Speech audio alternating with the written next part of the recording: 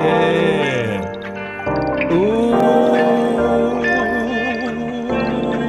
Another one. Let's go. We got Candy in the building. What's up, girl? Hi, guys. Hi, boy. Yeah, man. It's Thursday. Yeah. So if it's Thursday, you already know. You know what's getting ready to happen, man. You got Boss and Candy, man. We walking up in this building like we own this thing. You hear me? You know? Yeah, man, because we got us another one. We got us another one, and this is the final one. You hear me? This is the final one. Because we need the cash pronto. I need the cash pronto. I don't throw in a session like Romo. You hear us? Yeah, man. So welcome to Boss Cowboy Sports. You know, how's everybody doing? Also, welcome everybody that's on Candy's favorite, you know, coming from her channel. What's on your mind, Candy? Talk to us. The Super Bowl, if I'm being honest. You say But I know that's a bit. I said the Super Bowl, if I'm being honest, but I know that's a bit ahead of our time. So. Is it?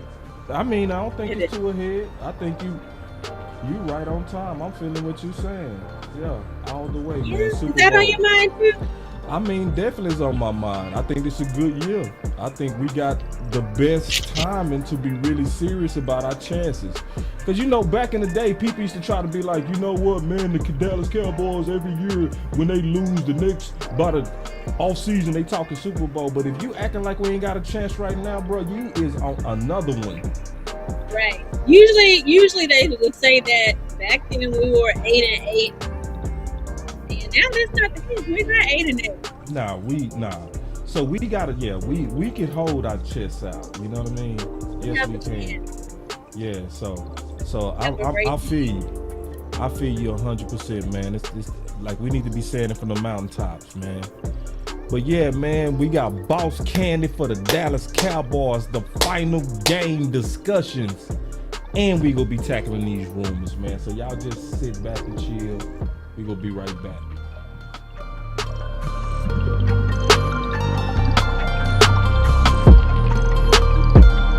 Come on.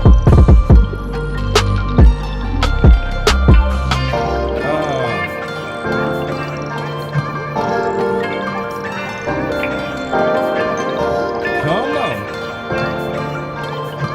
Get your butts up in here. Let's go. With the Candyland and the box. With the Candyland and the boss.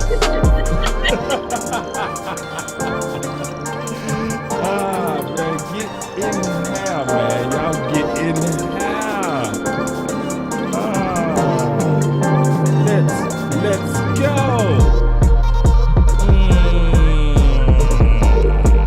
Alright, this is our words and Woosa.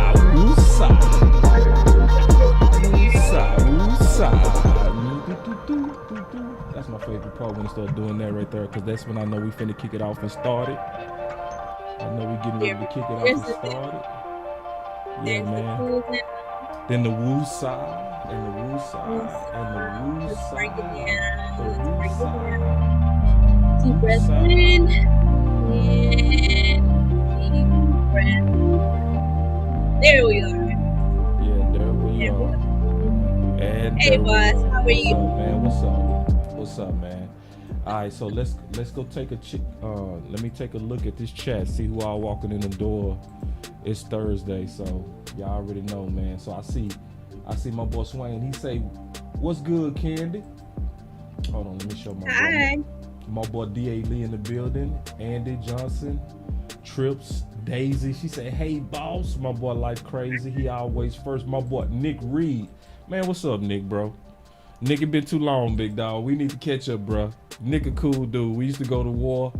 He's still a cool dude, man. He still rep the Dallas Cowboys. But yeah, Candy, what's going on your channel? You see people on your channel showing love. What's going on over there?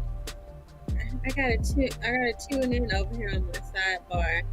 But if you are, hey people, how are y'all? Hope everybody had a happy holidays, happy New Year. Oh yeah, facts on that. Boss, happy New Year. Thank you, Candy. Happy New Year to you. Uh, so I'm excited about my New Year's was wonderful. I'm pretty sure yours was great as well. It was. Yeah. It was. So we Did you gonna eat get. any New Year food? Oh man, no. I honestly know I overdid it.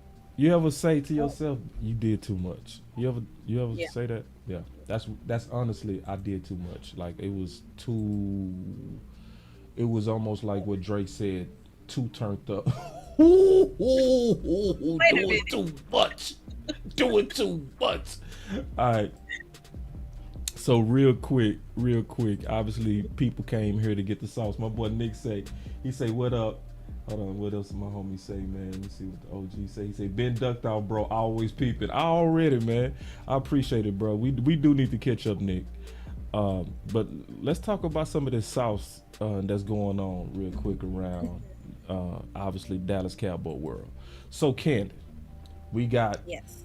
two Hall of Famers Mm-hmm. or people that's candidates for the 2023 Pro Football Hall of Fame. So that's obviously Mr. Darren Woodson, right, and DeMarcus Ware. Uh, I think it's honestly, and I'm just keeping it real. I want to just get your thoughts on this. I think it's a major insult that it's taking this long, especially for Darren Woodson. It is so disrespectful to me at this point. I'm gonna say this, and I mean this from the bottom of my heart. Him and DeMarcus Ware shouldn't even be in at the same time because, frankly, Darren Woodson was a better player. Oh wow.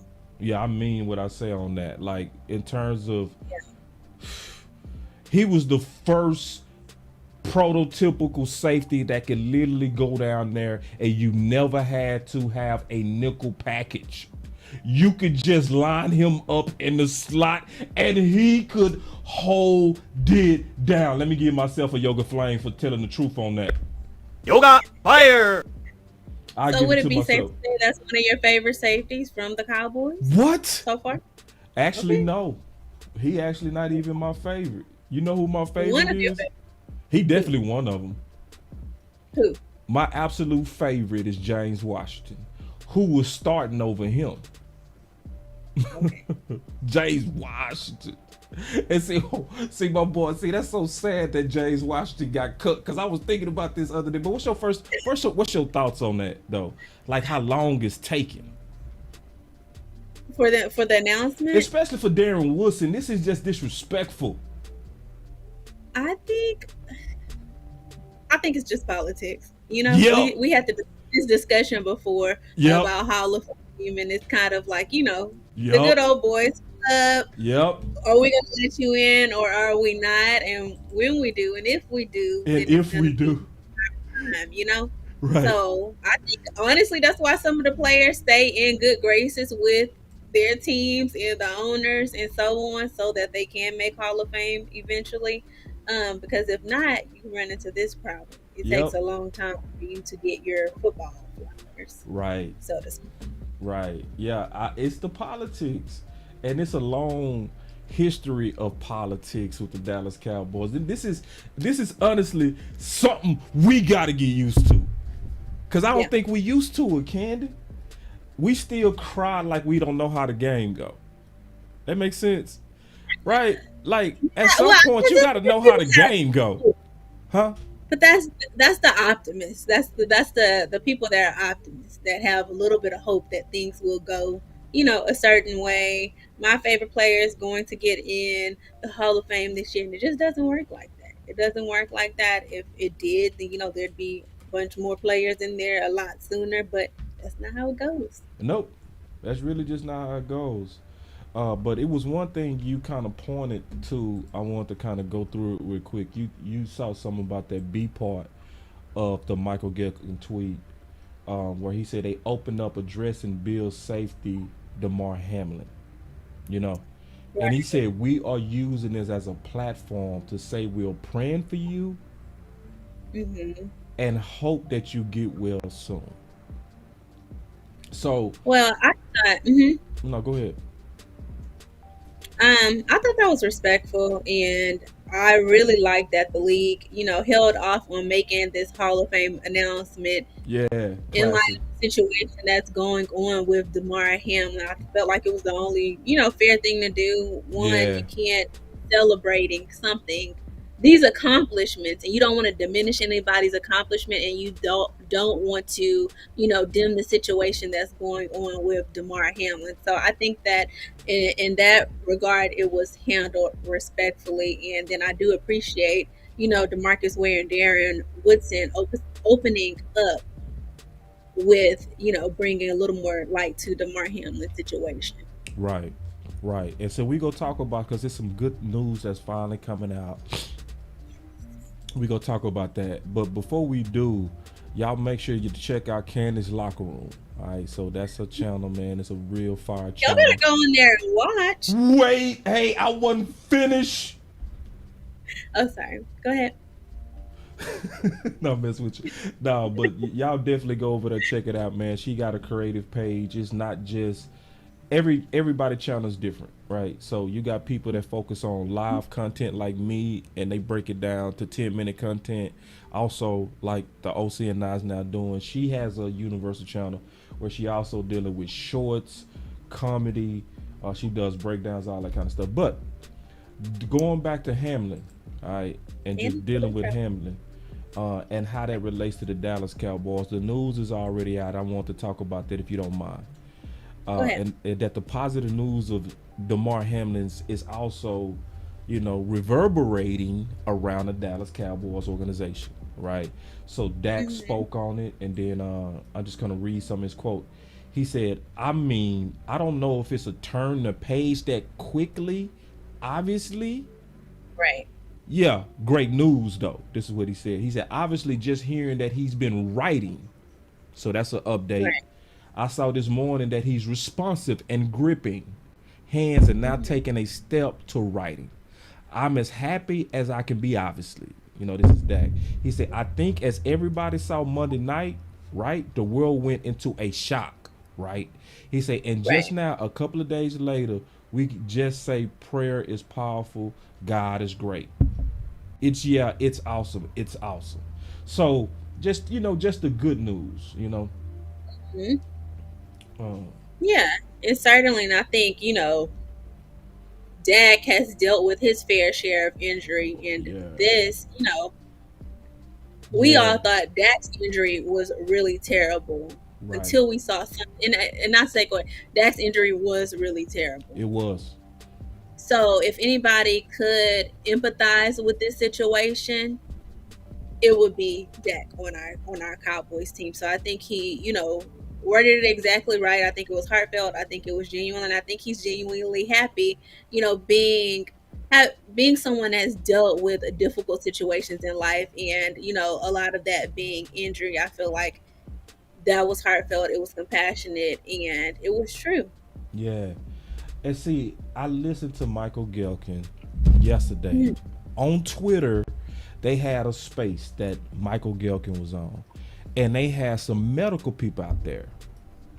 And Michael Gelkin was saying that from him talking to a whole bunch of, people within the Dallas Cowboys, he was saying that they seem like they're handling it pretty well.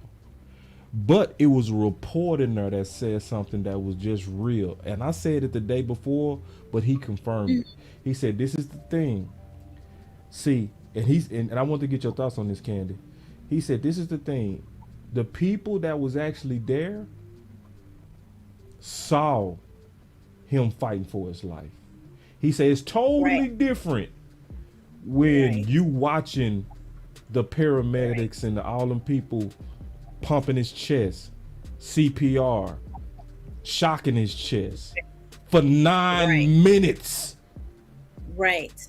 And that is so true, because we could see only what we could see through the TV screens, but you could feel and see the magnitude of the situation happening on the field all through the players and the coaches and all the personnel on the field. You can see all of that playing out through their emotions on the field. So you saw so many players one just was kind of enraged.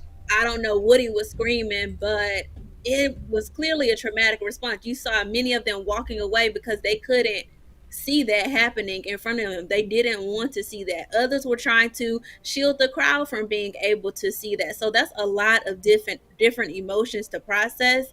And I could only imagine what was going on that field. You see Damar Hamlin, your teammate, your friend, falling like that on the field, and you don't know if he's going to get up, and him having to be resuscitated twice on the field. If that information was correct, that's traumatic. Super traumatic. And that's not something you could just turn off. And a lot of times I like to say those players are human. They can't just turn off that emotion and say, all right, back to ball. No, that's their brother. That's their friend. So that's a lot to process, and then not knowing if he's okay. Right. Any decent human being will want to know, is he okay? I can't worry about quick kicking the football. I can't worry about catching the ball. I can't worry about anything, but is he okay? And still trying to process, what did I just see? A lot of them have never seen anything like that in their life. See, and to see that, and Yeah. And see, Candy, if we was driving by a stranger on the highway and we drove by and saw the paramedics on somebody's chest, it would bother us. And I'm talking about just driving by them. Can you imagine 9 minutes of that? Being there. Yeah. And just, you could see them praying on the field, crying, screaming. It was emotional to watch. So I just can't even imagine the healing process the team is going through, and as well as Damar Hamlin. I'm so happy that he's doing much better and that he's hopefully on the road to a full recovery. It's just great news coming from, what we thought was really bad. And it was really bad, but it's good to see this early on that he's making such progress. What's up, Jessica? What's going on? I see Jessica in the building. What's going on? She said, Boss Cowboy and Candy. Hey, Jessica. Check this out. So also just on that, and then we go get more into Dallas Cowboy content. But obviously with the good news of him doing better, being able to write, being able to grip, starting to come to himself, talk. Yeah, we get more and more news on this, and then we go get back into our business and our affairs. But the NFL also made a decision, right, that they not going to resume week 17. So I think the NFL, at least from the optics, is not doing bad. I think they doing pretty good on this. It's a lot of backseat driving. It's a lot of people. Did they try to get them to play? I'm like, come on, bro. Like, we never saw this before. Yeah, that's just traumatic. You don't know. People always say, you don't know what you can say all day. I would do this. I would have done this. They shouldn't. You don't Man, know. get out of here. And I was on Twitter saying, cancel the game right now. I didn't know. Saw you. You was on Twitter tripping. Boy, oh my God. Put the gun up. Oh, hell no. I saw you, girl. You was tripping on Twitter. When are they going to stop the game? Because I know how athletes are treated. And I know how football players are treated. And they're treated often like, hurry up and get over something. And that's I was so true. really for them to cancel it. I don't know if my voices were heard, but hey, Twitter as a whole, the world was heard and the game was canceled. There may have already been a plan from the NFL, which, a spokesperson did say that was a plan for them to cancel it all along. But that was a tough situation. So speaking of that, because that's a good segue into this next one, just on because you talked about your concern for how players is treated.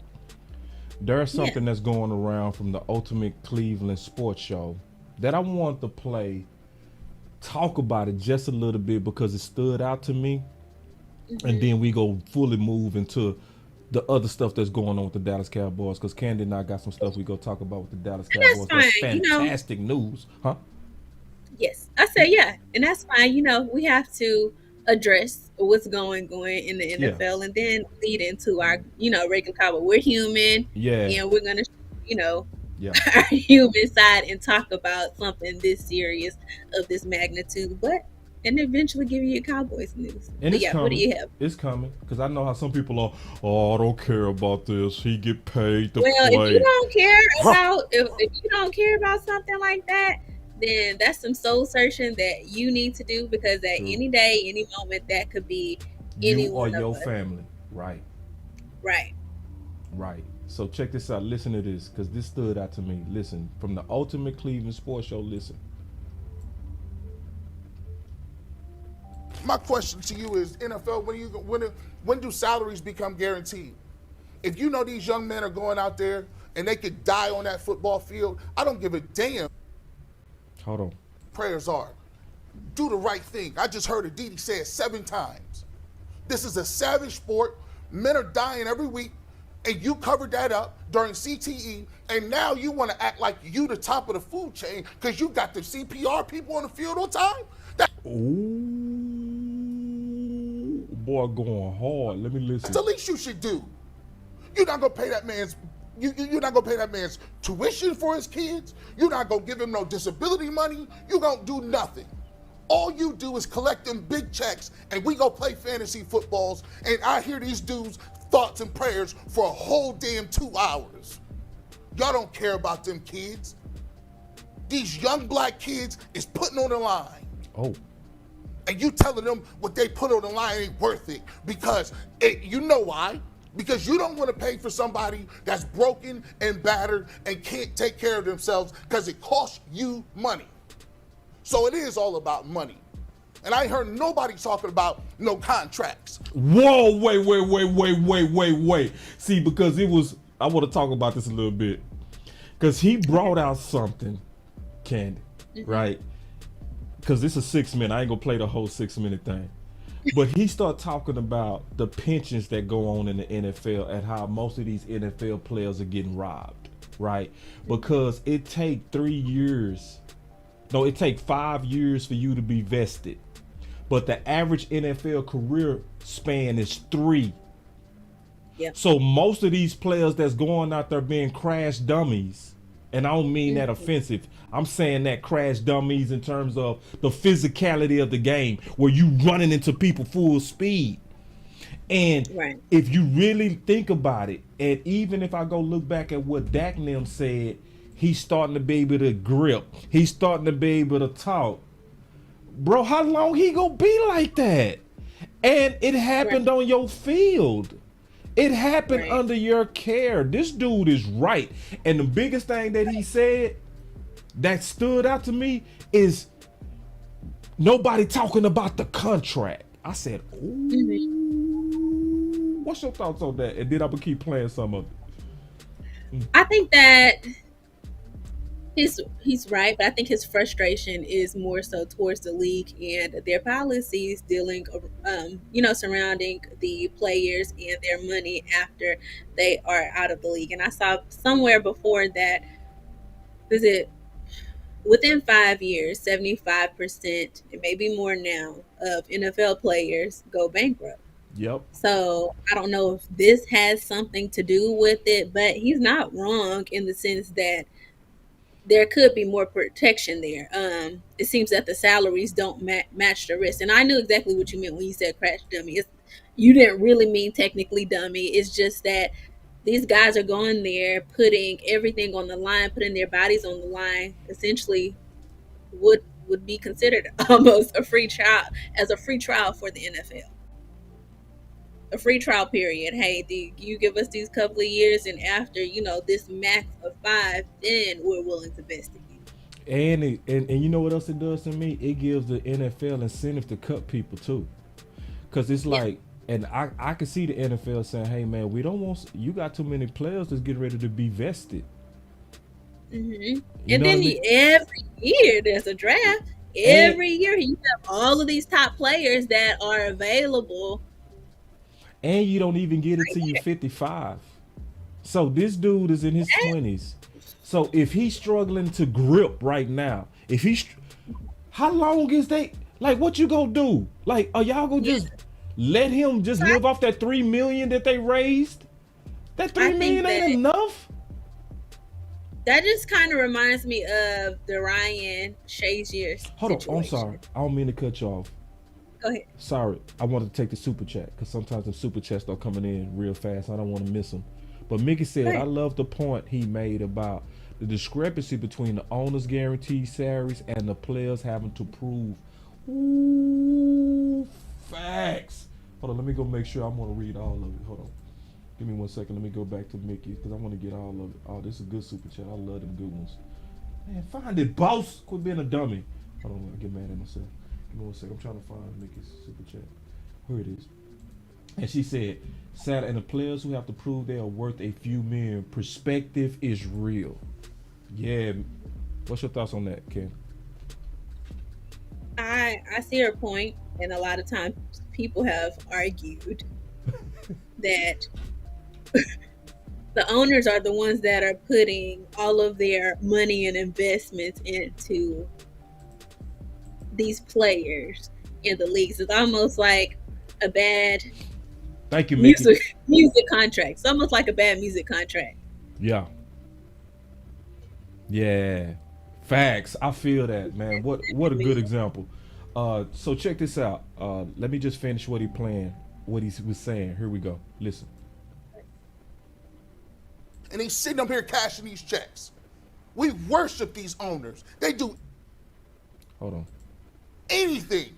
And as long as the product is good, we salute it. I'm pissed off today because ain't nobody talking about the real stuff. There's people out there, players are saying they just want to wait for us to die. Ooh. So he talking about people that's going through the CTE. Yeah.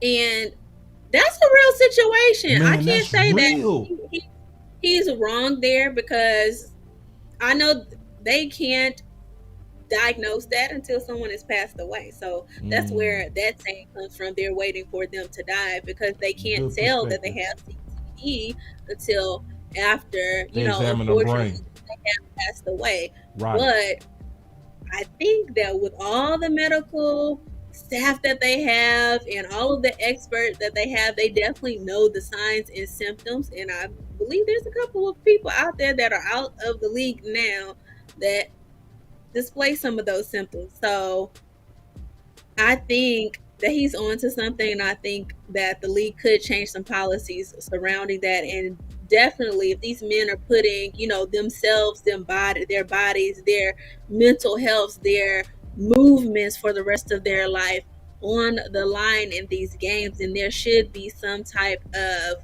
guarantee, because after they're out of the league, who's to say that they'll be able to hold another job, that not everybody's fortunate enough to go right into broadcasting after they're out of the league or have any other job lined up that they could actually perform, especially if they've suffered a serious injury.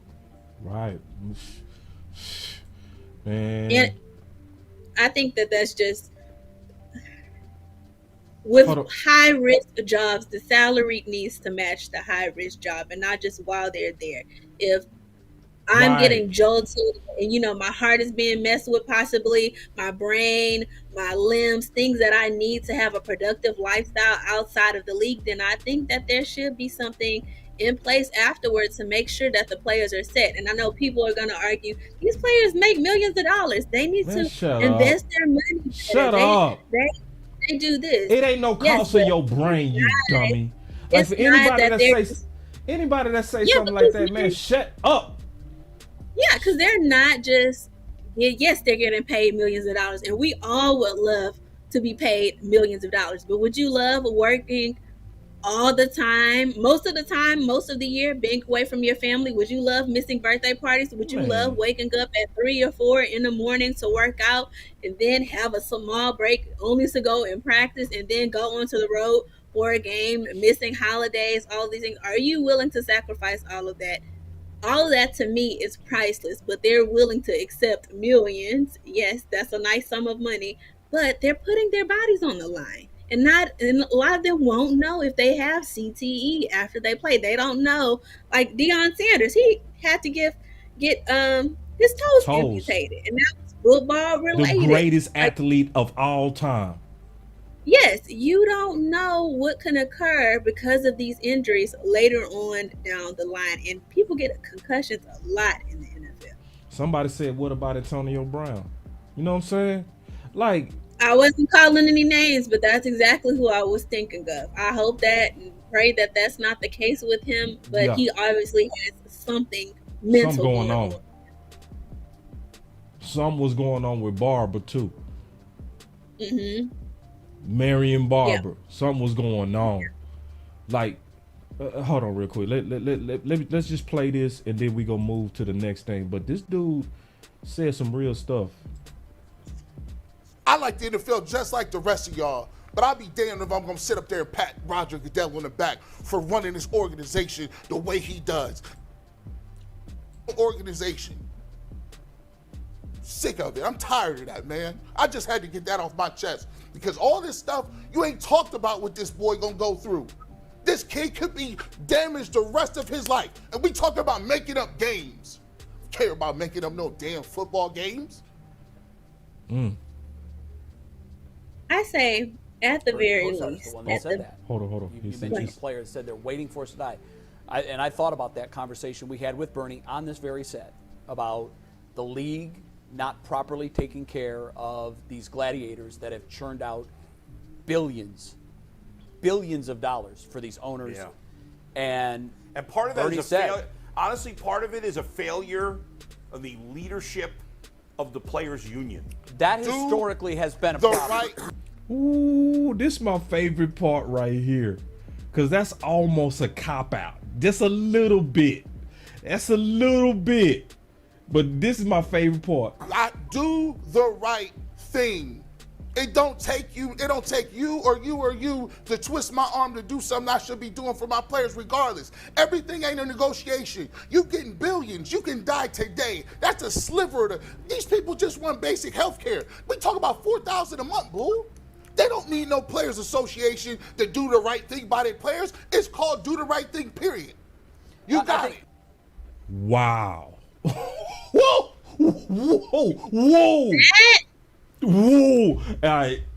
But you know the sad part, Camden, I mean this, the average fan don't care. The average fan don't care. The average fan is thinking, hey, they get paid. They took on the risk. You know what I mean? That's a huge part of the problem because no matter situations like this, we're still going to watch. We're still going to demand that content. We're still going to demand that drug. Oh, he's hurt. Get him out of the way. Who else is going to play for us this week? We don't care that this player's ankle just got sprained. Who else is going to come into the game? It's like a constant drug that we're like, okay, well, give us more of, not really taking into consideration because these guys get paid millions that they're humans too. They get hurt. And I think that at the very least, they should get health care for life. Yep. Because we don't know what could happen to them afterwards. Yes. Everything covered. And I know that sounds crazy when, most of America doesn't have that. But if the resources is there for these players, it's not just about them. Most of them have families. Most of them have children. Most of them have wives. And that can dwindle down and affect everyone's quality of life. If this little girl's dad comes out of the league when she's 10 years old and at her graduation when she's 18, her dad can't even come to it because he's not able to walk or he's not able to mentally withstand it. I think that healthcare should be offered.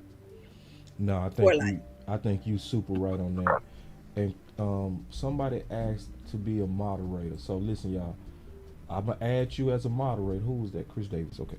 Chris Davis, I'm going to add you as a moderator. But listen, don't start just shooting people. All right? Because, see, this is what they got to know about when you start having too many mods. Some of y'all get petty. Y'all start kicking out people just because, you don't like them. Like, nah, man, it's just, I'm going to make you a mod. But, man, don't get, I don't want to have too many mods to where it get crazy. But you've been here day one, Chris, so obviously, bro, here we go. We gonna make you a mod. Hold on real quick. So I just made you a mod, big dog. All right. And we go. Did we say we go take some calls? We freestyling. We're gonna take some calls. Let's take some calls. All right. So we got the call line open. Go ahead. What you saying? I'm gonna say we could put that up and then move on a little bit. Yeah. Okay. Cool. And always stop. All right. Cool. Y'all take a little bit of time to call in. So the numbers at the bottom. Call in. We're gonna move forward a little bit into this Matt Farniok situation. Not Matt. No, this is good too. No, this is good. That Matt Farniok situation is very good. So I would love to talk about that. All right, let's get into that. Yeah, okay, here we go. And we got the call lines open, so when y'all call in, we'll just stop talking about it, and then we'll get into it. All right. So with Matt Farniok, this is big. This is huge. All right. So the OC started talking about this the other day at the final word. Now we getting more and more on this. So Michael Gilker said, today is a big day for Cowboys center/guard Matt Farniok. Coach Mike McCarthy said, team to evaluate how he fares in padded work before determining if he'll be activated from injury reserve Saturday and play at Commanders. Farniok returned Wednesday from October 23rd hamstring. I got you, Chris. No problem, big dog. Thank you, homie. So obviously that's a real big thing, huge, for a couple of reasons. All right.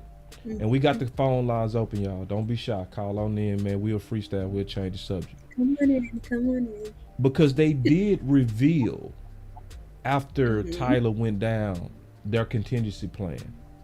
Okay. So with their contingency plan, they revealed that that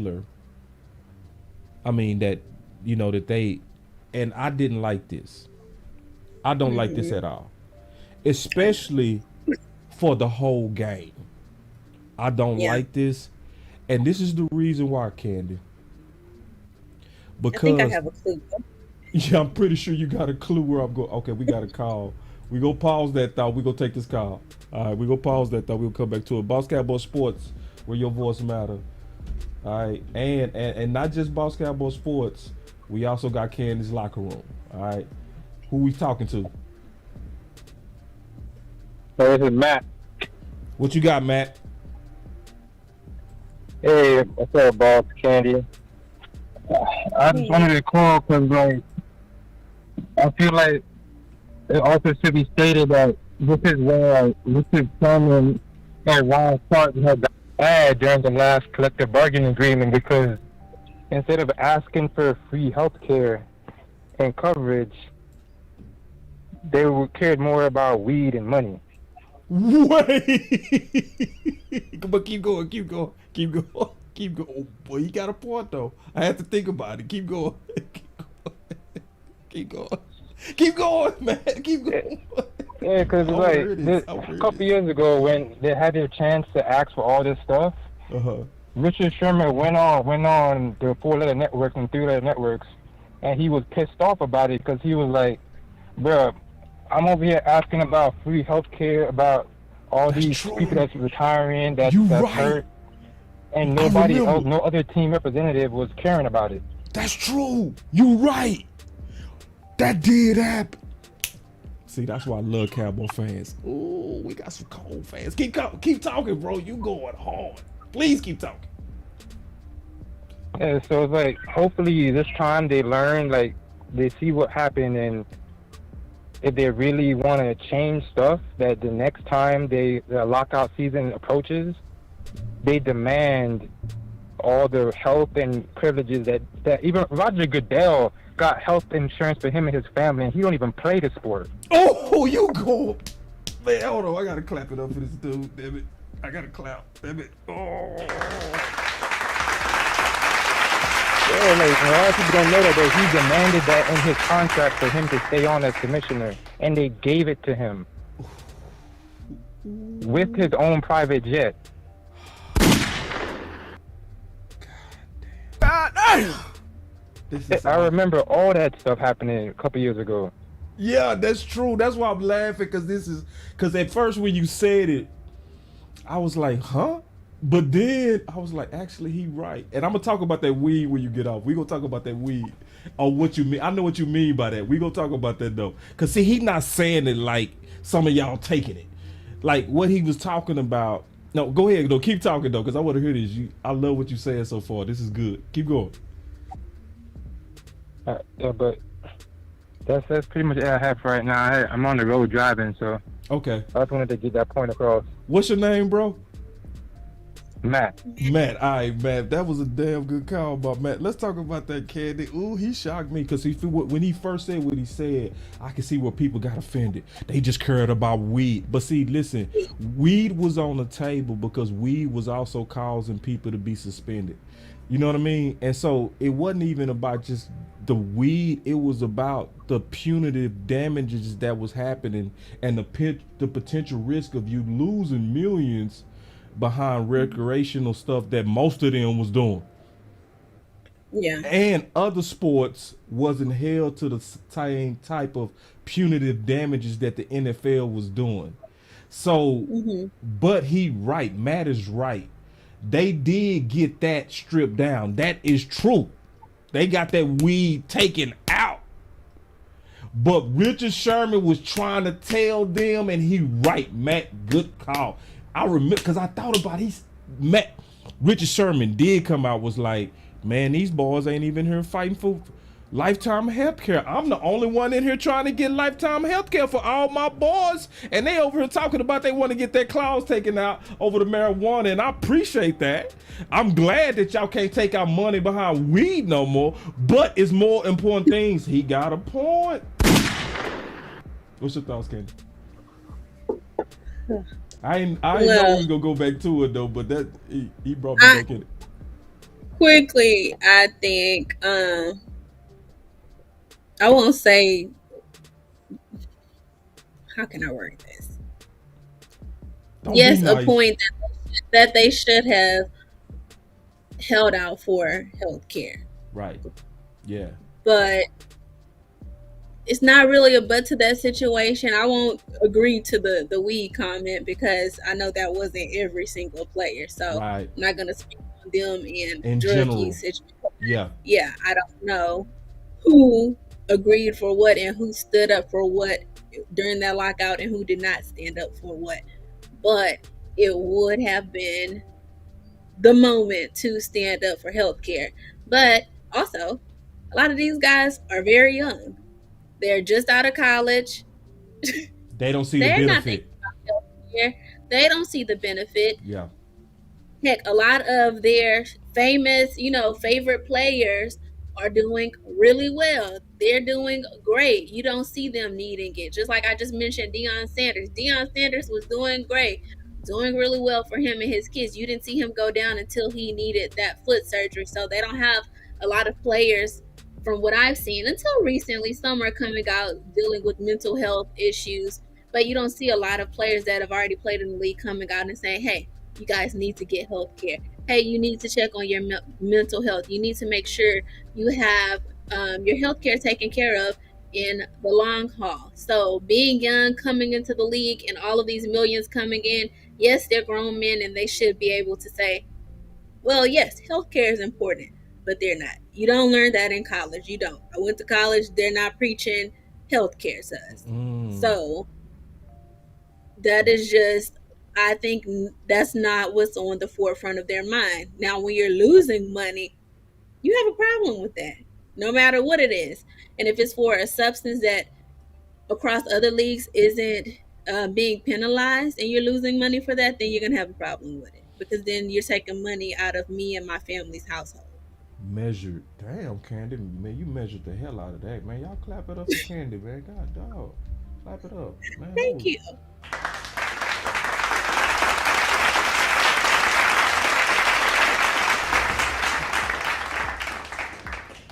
You want to write? Yeah, I actually do. But going back to Farniok, right? Yeah. So the thing about Farniok, that because we was talking about the dilemma, right? And the OC and I spent a lot of time on this, and now Ken and I get to go through this. The issue is this, everybody. I want y'all to really peep game. So the issue is the fact that Peters has been on a pitch count. He's older, and they have to be very careful on getting him into shape and prepared to play a whole game, right? Which automatically means he's gonna be rotated. So you have to ask yourself who's likely gonna be the person to rotate if they keep the original contingency plan that they rolled out with versus the Tennessee Titans. And sadly, y'all, I'm just being honest, that would be Ball. Oh, hell no. It would be Ball. Where did you get that? Sorry, go ahead. This real though, man. Oh, hell no. Right, because see now, it's not just Ball, Candy. It's the fact that Ball could be also going against one of the most ferocious pass rushers. You know what I mean? One of the young killers, you know? Right. So we have to be strategic about everything. We got to be very strategic about this stuff. So the trial and error period is over. Right. Thank you. The trial and error stuff, it should be over. It should be, or we shouldn't even be talking about that stuff. We should, and then this is the deal, and I just want to go through this real quick. Just talk about the options. We definitely want Avion Collins. I want him because a lot of people, well, it don't make sense to play Avion Collins. He's the only one that actually played. He played for Pitt. He played for Minnesota. He's a third-year person. He had the most reps in preseason. Him and Ball. So you got plenty of film to go check him out. We've already broke him down. We know he good enough. You know what I mean? And it don't make sense to even have Ball as an option. Stephen Jones, I'm gonna be honest with you, that is crazy. I know you like your guys and your draft guys, and I know you look at the free agent guys like womp. But listen, now we in a dangerous territory right now, Mr. Stephen Jones, and I'm saying that respectful. Okay. This is the other thing, and I know you got to go, Candy, pretty soon. All right. So if we don't finish, that's cool. All right. I'll rock it. Because I know you said you got about 15 minutes. Yeah, but we'll get there. We'll get through some of it. Okay. So the other option. I'm gonna help you land a plane, Boss Cowboy. I know you will, OC. So check this out. OC. This is the OC's plan right here. This is the OC's plan. All right, the OC's plan. He wanted Tyler Smith at left tackle, and he wanted Peters at left guard. From the push from Peters and taking away the risk, especially with this game of having young studs going against old tackles or underdeveloped tackles. Then the OC, but wherever you put Peters, you got to know it's going to be a pitch count. You know what I mean? So you always got to know it's going to be a rotation that come with him. This is the thing about Farniok that's beautiful, and then I'm going to turn it over to both of y'all.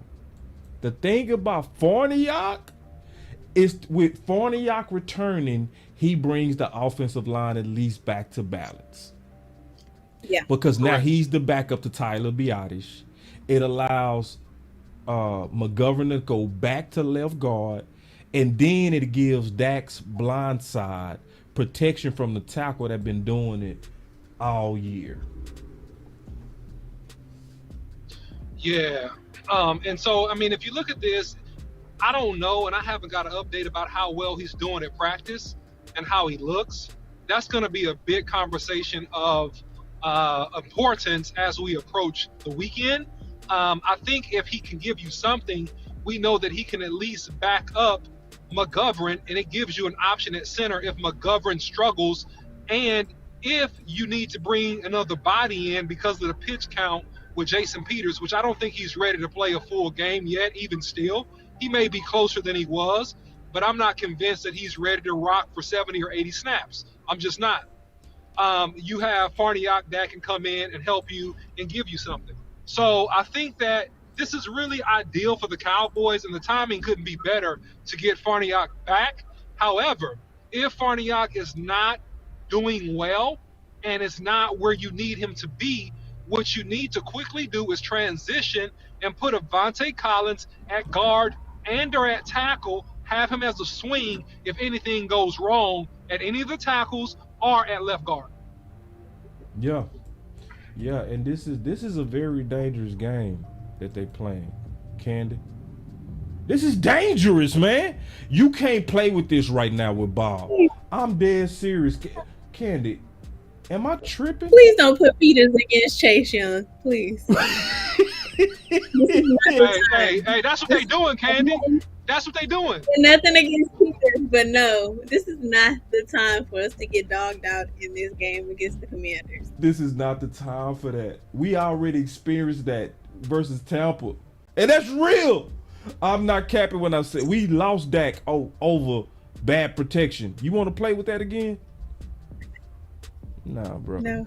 So yeah, so it's serious, man. Especially going into the playoffs, bro. We ain't got no time for this stuff, Stephen Jones. I'm just keeping it real. You have a picture of Chase Young when he was like smaller and less intimidating to our team? What? No, man, he gained like 20 pounds of muscle since he's been in the league. That's the problem. He put on 20 pounds of muscle. He's on that NFL diet. He's on that I got paper diet. He could take himself to a steakhouse or Fogo de Chao anytime he gets ready, and he's doing it. You can clearly see by the man's body and what he's done, and the dude still runs a 4.5, and he's like 24 years old, going against a 40-year-old tackle. What you gonna do, max protect? I guess that's what Keller wants to do. He go max protect, count on T.Y. and C.D. Lamb to win on routes. That's what you better do. Bro. You better not leave that boy ISO on the 3rd and long, bro. You better not do that, bro. That's bad business, boss. And you know the difference between the testosterone level of a man that's 24 and a man that's 40? It's off the charts, bro. It's off the charts. You know what I'm saying? It's off the charts. He can't even recover as quick if he wanted to. Hey, unless Peter started getting T-shots, he started getting TRT therapy. We getting T-shots. T-shots. You better get some T-shots. You better get your T level up. Messing with that young lion. That young lion. That's what he gonna do too. He gonna start salivating. If he see Peters one-on-one out there, he gonna start salivating. You gonna see drool coming out of his face mask. Cause this boy know he fits eat. I'm telling you, this boy know he fits eat. Whoa, wait, bro. I gotta hit you with the straight business for that, bro. The OC. There's no emotions, no friends, no loyalty. Straight business. Straight business. Put hashtag straight business in the chat. Biggie said, I'm a man. I'm 40. I know what she You a man. I'm 40. Yeah. So now, man, this ain't nothing to play with, man. I tell you what, I'm gonna be greatly disappointed if they roll ball out there. Ooh, you talking about disappointed? Especially if they roll ball out there and they have him singled up. I'm gonna be so mad. I don't care if we win. This is not the time. This ain't the time. This is really not the time, Candy. This is not it. Really not the time. I'm tired of our team being talked about. This is not the time. This is not the time. It's really that simple. If they play, go ahead, OC. Go ahead, OC. No, I was gonna say if they play ball, you guys go get ridiculous content because I'm gonna do a video for every plays and I'm gonna break everything down. I promise you they better not roll that boy out there. I'm gonna do a video per play. Ooh, listen, bro. Ooh. Ball play 1, ball play 2. That's all gonna be the titles of the videos. Ball play 3, ball gets beat, play 4. Ball has a bad set, play 5. Ball gets ran over, play 6. No, man. Oh my God. Man. Not the video of shame. Stop playing with me. Straight business. All right, listen, we gonna turn the corner just a little bit, and then also because we kind of starting to take on Washington. We gonna look at the injury report, courtesy of Mike Fisher. Appreciate that, Mike Fisher. But when you look at their injury report and you look at our injury report, this has the smell of a tank. Mm-hmm. This has a major, but I don't trust it because see, the Titans did too, right?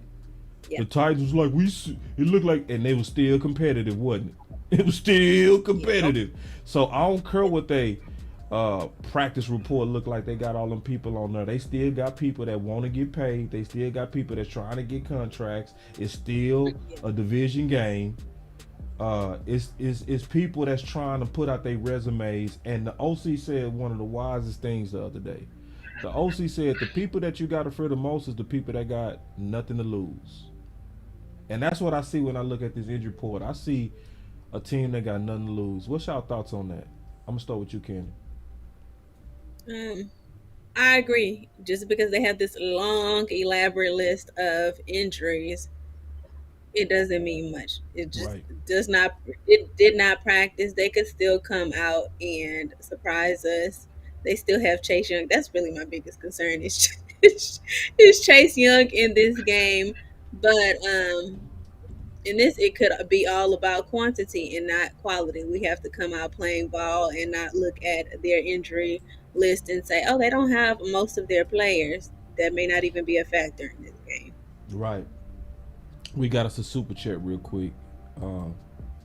I don't really understand what this means, but James Tyson said, told you last night how long it was. I don't get that. I don't know what that means, but all right, I hear you. So another thing, just real quick, because I know you got to go, Candy, that stood out to me, I wanted to run this by both of y'all as well, is a lot of people don't know this, but Ezekiel Elliott has scored a rushing TD in 9 straight games. That's the longest active streak in the NFL. And he quoted, he said, 10 will be great. When we get inside the 5, Kellen has been doing the right thing and feed me. You got to talk about that, OC. Yeah, man. I mean, listen. Ezekiel Elliott is one of the all-time great closers. Right. Even at a 7-year career, he's one of the all-time great closers. He smells the end zone, and I'm gonna do a whole breakdown on Ezekiel Elliott tomorrow. All right, so you guys will get that content maybe tomorrow, maybe Saturday, something like that. But what you got to know about Ezekiel Elliott is a master at operating in tight spaces. He's a master at operating in a phone booth and falling forward. People don't even teach that anymore, running backs. He masters the art of falling forward. That means if you get contact on Ezekiel Elliott, he's going to at least fall forward another 2 or 3 yards, and he gets extremely low to the ground he needs to. He reminds me of what Jerome Bettis used to. Yes. Bettis 50, and he gets super low and run all the way behind his shoulder pads. It's like trying to stop a battering ram, and it's going to be nearly impossible to stop him if he gets a couple steps in the ground. So that's what Ezekiel Elliott, a technique, and it's just strategy, and he's mastered that. But I want to go back to this fake injury report for the Washington Redskins, the Washington Commanders, the Washington Commanders. Let me go back to this. Let me go back to it then. Go ahead. This fake. I didn't know you was going back. Let's go. You see this foolishness? You see all this? Don't believe none of this. This is manipulation. This is tomfoolery. This is what you call that? Hokey pokey. That's what this is. This is telling me all. Listen, this is telling me all the things you don't do, and then you do it like a pro and think that I don't know. Whoa! You know what I'm saying? Wait, I gotta get the button for you, dog. In the words like I don't know. The OC. No emotion, no friends, no loyalty. Straight business. Straight business. Put hashtag straight business in the chat. Wait, what just happened? Hey, bro, you can tell me whatever you want. You can tell me you got half a leg, because it's mental warfare, man. This is like goes into the art of war. You understand? Always appear weak before your enemy. This is a strategy. This is a tactic to catch the Cowboys slipping. And they better not be slipping. They go limping warm-ups and then run full speed and try to beat your head in during the game. That's all they doing here, man. This is nonsense, man. Get out of here. You ain't fooling the OC, Washington. You ain't fooling me. You might be fooling some uneducated fans, but if you watch this channel, and you should subscribe, like, and comment, first of all, so you will be up on this game, you ain't fooling me. No, sir. Oh, man. I need a Thanos button for you, bro. God, no. Man, that boy was in his bag. I am Thanos. I am inevitable. Stop. Hey, you're going too far. Man, inevitable. Man, you going way too far, boy. Don't you even ever try to take Thanos' boss from me. Man, what is wrong with you, OC? You starting to act out your freaking mind. How you gonna even try to act like you Thanos? And it's only one Thanos up in this. And that Thanos' name, Boss. Hey, man. You was doing good until you tried to step in my lane, big dog. You gonna be like Captain America who stayed old to marry his love. Ooh, nah, bro, nah, man. You was doing good until you tried to take Thanos, bro. You can't take Thanos. Man. It's only one, bro. It's only one. You gonna have to be somebody else, bro. It's only one Thanos, bro. You got it, bro. You got it. It's only one, bro. You tried, though, bro. I'm gonna give it back to you. You was going hard, though, man. Listen, y'all still clapping up for him. He did good. Clap it up. Clap it up. Clap it up. Oh, see, we're fed. Another one. I gotta give you credit on that one, bro. But when you with the Thanos, all right, but go ahead. But man, also bet on your point on Zeke, bro. That was going back to ball. Excellent point, bro, and excellent comp. Like on Zeke, that bet is comp, bro. I agree, bro. That's why I think too many people trying to throw him away too fast. If you understand the value of power runners, you gotta understand that Zeke is that power puncher that wear you down. No, he is not like what he was in 2016 in terms of breakaway. I get it. Oh, wait, hold on, bro. No, you can't do the homie OC like this, dog. They trying to come at you, OC. Hold on, bro. I ain't gonna let you do my homie like this. Now, I'm the only one that can go at the homie OC. He say OC the Ant-Man. Nah, bro, I ain't gonna let you do that. I'm gonna show your super chat and I'm gonna take it away, bro. Nah, my homie is not Ant-Man. Nah. My homie is the man. Straight up. He is the man. That boy say Ant-Man. You can't do my dog like that. I ain't gonna let you do that. He cold-blooded, man. That was cold-blooded. They go hard. They go hard on this channel. They do go hard. They go hard on this channel, man. You can't take shots. They go hard, boy. Man, the OC been in his bag too much, man. You can't be doing that. You can't be taking shots at the OG. That's why. But man, that's funny. But your baddest thing, like Candy, because I saw you shake your head on that. What's your thoughts? And I know you got to go in 2 minutes. I agree with OC. He's the master of tight spaces, and he's always good for that 5-yard run in the end zone. I think that I always call him legs.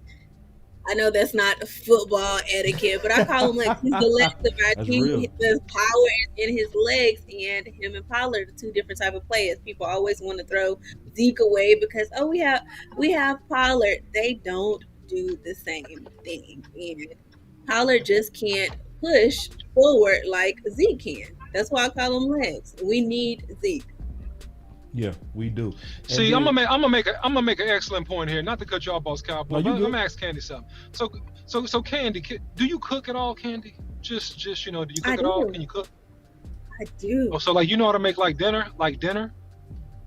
Yeah. Steak. Okay, hold on, wait, hold on, boss. We started hitting butts. Wait a minute. Oh, you see this guy? See this guy? Number one bullshit guy. No. He do the wee woo. Okay. So here's the deal. The reason why I asked Candy, cause can she cook? Because I understand like quality, and I know that she can. So what you do with Ezekiel and Tony Pollard? See, you throw away the girl that can cook, the girl that can be a good woman for you, the girl that can do all the little things for you to make your life better, and you hold on to just a pretty girl who can't do nothing but boil water. You see what I'm saying? And that's what people do. They fall in love with the pageantry of a big run, the pageantry of a big play, and don't understand the day-to-day operations that needs to happen. And that's why I drew that analogy and I asked Candy, can she cook? Because it's a day-to-day operation that you need to make life and football teams work. And Zeke is the representative of the day-to-day operations that you need. He go pop and make some big plays for you here and there, but he's consistent and he's a great operator in the offense day in and day out. God, dog, Tyson is trying to go hard, bro. What are you doing? And are you behind a pulpit, big dog, talking like that? That boy say, "Cow, God." Shame on you, Reverend. Shame on you, you dirty deacon, you. You dirty deacon. You still going What'd he hard say? on, I think he going hard on you. Oh, so he might be going It just on me. says cap. What'd he say? Cap. So, you know, because I was telling the man, you can't be going at the homie OC calling him Ant-Man. I ain't gonna let you do that, big dog. That's the homie. Man, hey, man, look, I'm more like Juggernaut. Hey, James, I'm more like Juggernaut, man. So if you want to do a comp, get the comp right, bro. Ant-Man ain't the right comp. More like Juggernaut will be an accurate comp, bro. I'm just letting you know. So you can go to Marvel, you know what I'm saying? You can put me on a character, bro, but put me on the right character, bro. Ant-Man is far beneath me. Exactly. No offense. Go ahead, Yeah. You know, we appreciate the super chats, though. I appreciate the super chats. Candy, it's 7:31. But thank you, brother. Appreciate you supporting the show, though. You know, much love. No, appreciate that, big dog. We really do. You know, we ain't sensitive like that. We just going back and forth with you. We ain't tripping off that, big dog. Candy, I know you got to go. It's 9:30. Yes. But hey, man, we went too long because Candy and I got to go. We got to switch the show to me and the OC, but. Real quick, man, tell them about your channel real quick. We go obviously show your channel. Tell them about your channel before you get out of here. And then we got some more content we go get to. Go ahead, Candy. My channel is Candy's Locker Room, or now we have the tags at Candace Lamb on YouTube. And you can find me on Twitter and Instagram at Candy's Locker Room. Right. So, all right, Candy, man. Thanks, man. Thanks, guys. And then the next time. Thank you, Candy. Okay. Thanks, OC. Okay. Talk to you later, Candy. Okay, I see. I see what's going on with Tyson. Tyson say, and I like that. See, because you know what Tyson did? I ain't mad at you, OG. Tyson came back with $10 to correct us. Oh, appreciate Tyson a nut. This dude said with a super chat. First of all, man, I gotta hit a button for you. Need the cash pronto. I don't throw in a session like Romo. I really appreciate that, though. You throwing money though, bro. With everything you said, I ain't mad at that. That boy throwing that money, man. He throwing that cash pronto, bro. I feel that. Need the cash pronto. I don't throw in a session like Romo. And he said, that's the podium in the media center at the Star. Okay, so you posing. I ain't mad at you, bro. You got, and look at him. He posing like he running. Like he in front of. I ain't mad at you. Cause, bro, you sitting there like you talking to Dak or something, bro. Oh yeah, man. He look like he the leader. James, like you a leader, brother. You a leader. He look like Will McClay. You a leader. That boy a leader. He's a leader. That boy up there leading the whole media conference. But I do gotta ask you a question, bro, because you sitting at the, like you say, I'm at the media center at the Star. Isn't that wee woo? Isn't that bullshit, bro? Like, oh, you see this guy? Number one bullshit guy. He do the wee woo. You doing the wee woo, ain't you, bro? You doing the wee woo. You bullshit. Oh, okay, my bad. Listen, he wasn't even insulting you, dog. He said, let OC know Ant-Man my favorite Marvel character. Man, get out of here, bro. Okay, man. Thank you, man. I guess I feel better. Yeah, I guess, I guess I feel. Oh, you see this guy? Number one bullshit guy. He do the wee woo. This is that wee woo, bro. We finna move on, bro. We ain't gonna let you do the wee woo on us. All right, so we got something else, man. I want to run this by you anyway, OC, and Candy. But this one really was on my mind, bro. I want to run this by you, bro. Yeah. Hold on, bro. Wait.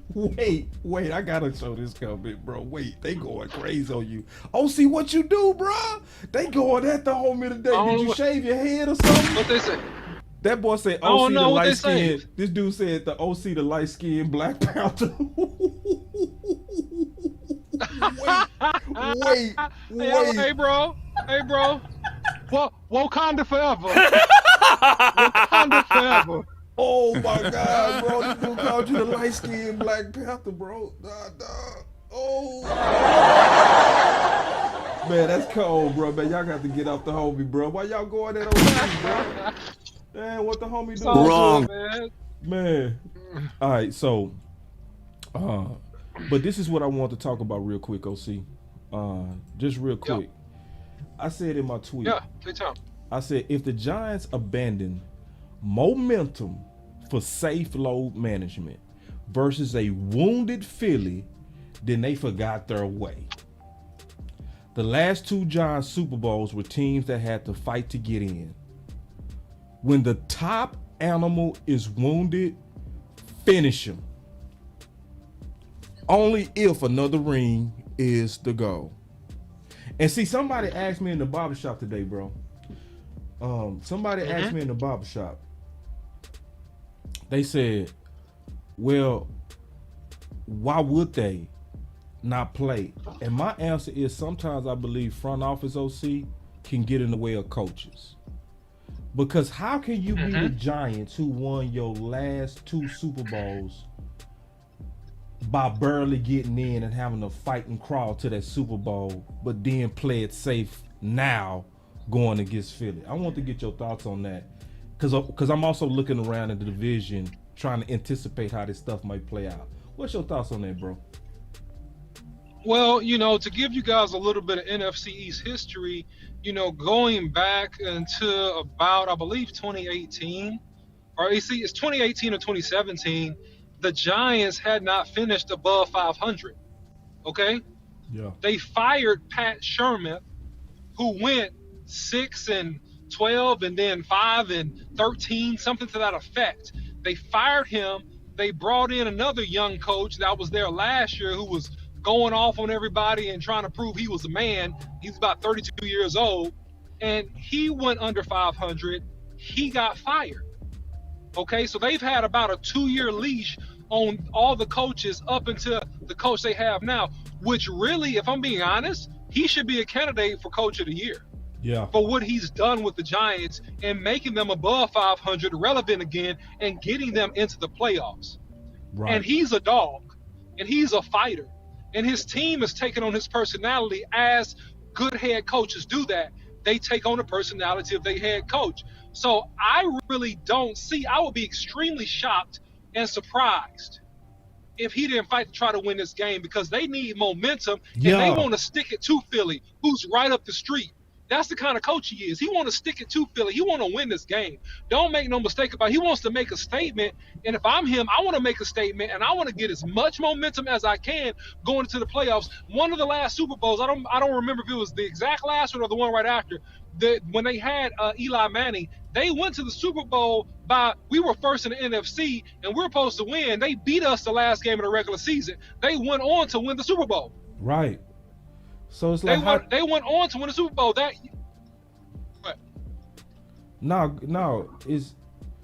what I'm saying. Like, all these rumors of them sitting starters, I'm like, bro.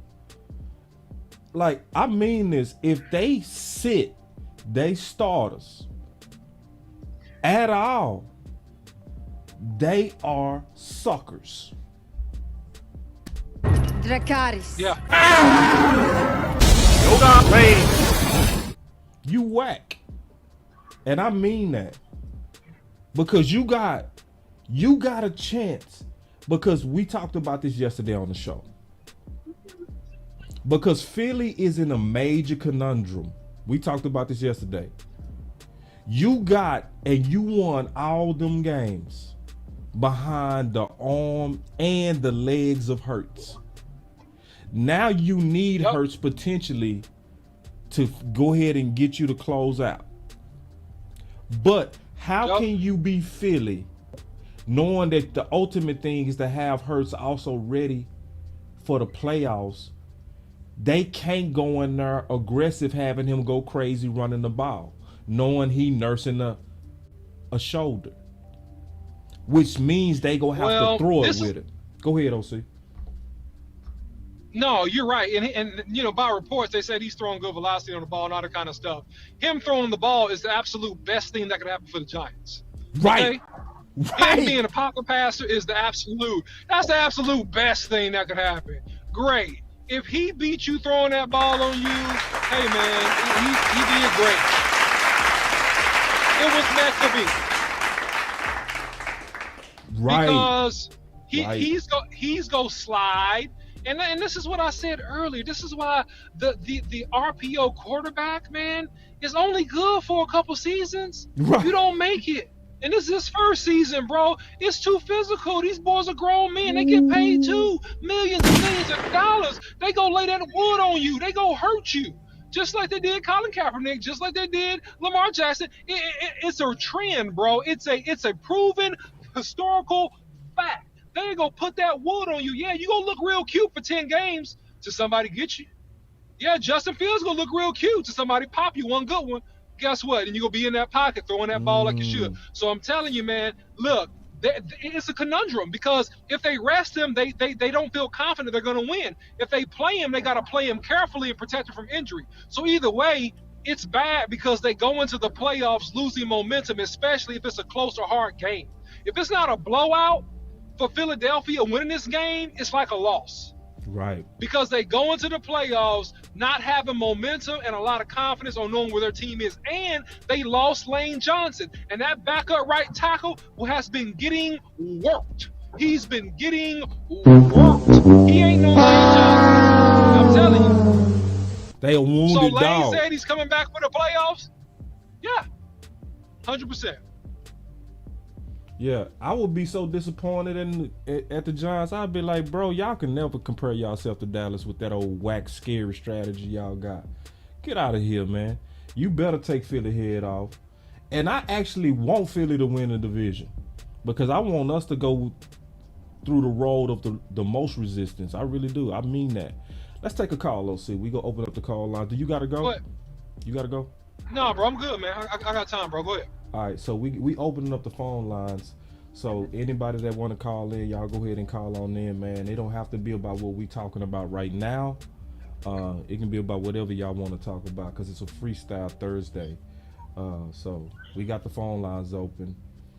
We go wait on y'all. But while we waiting on y'all, I'm going to go ahead and go to the next topic, which is really probably the last thing we go talk about because I want to show this OC because it stood out to me. But y'all call on in. If y'all don't, we go talk about this last subject and we'll get out of here. But also dealing with, you know, the Hall of Famers, because Candy and I started talking about these Hall of Fame candidates. It was something that's hear the call. It came in. Here we go. Boss Cowboy Sports. Oh, they hung up. All right. So I'm gonna call you back, man, because I think I saw you late. I'm gonna try to call you. Y'all give me 1 second.